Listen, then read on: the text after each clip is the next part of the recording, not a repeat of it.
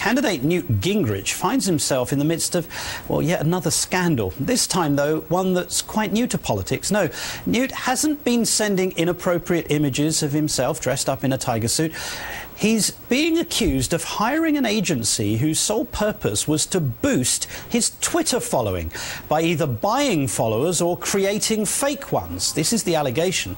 Gingrich, who is leaps and bounds ahead of his competition in terms of followers, flatly denies the allegations, yet some are still in some shock. For more on this, I'm joined by CEO of PeekYou, Michael Hussey. Michael, what has happened here?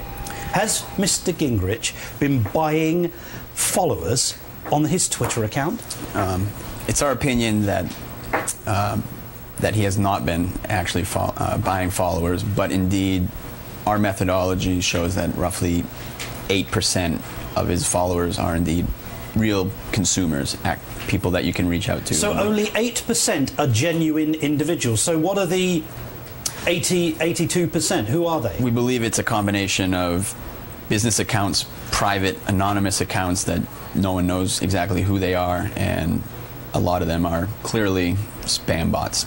And however, we need to make clear that the reason we don't think this was Newt Gingrich's team buying the accounts is because since this story is broken, we've done a lot of research and started to notice that the same sort of issue relates to an old sort of what you would call a bug in Twitter that started in 2009, 2010. Right, so actually the Twitter organization is to blame. Sort of and not really.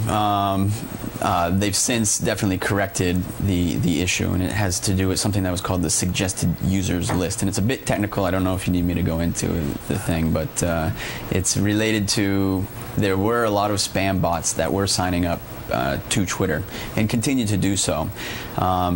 2 years ago, when you would sign up for a new account, they would check off boxes and say, follow Newt, follow so-and-so, so-and-so. Yes. And through that, people who were creating fake accounts were just keeping the box checked, click, submit, creating a new account.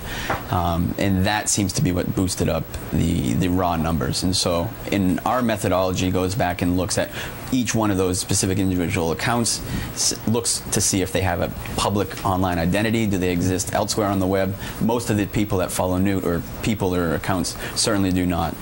But I do think we need to look again at Newt in particular, and at least at the accusation of him purchasing accounts. Michael Hussey, I'd love to know who the other 82% really are. Thank you very much for joining us. And while some may feel the need to pay for their Twitter followers, whether or not Newt did, I'm not much in that business. So if you have a moment, we invite you to follow the show at twitter.com/Bashir Live, or like the show on Facebook at facebook.com/Martin Bashir.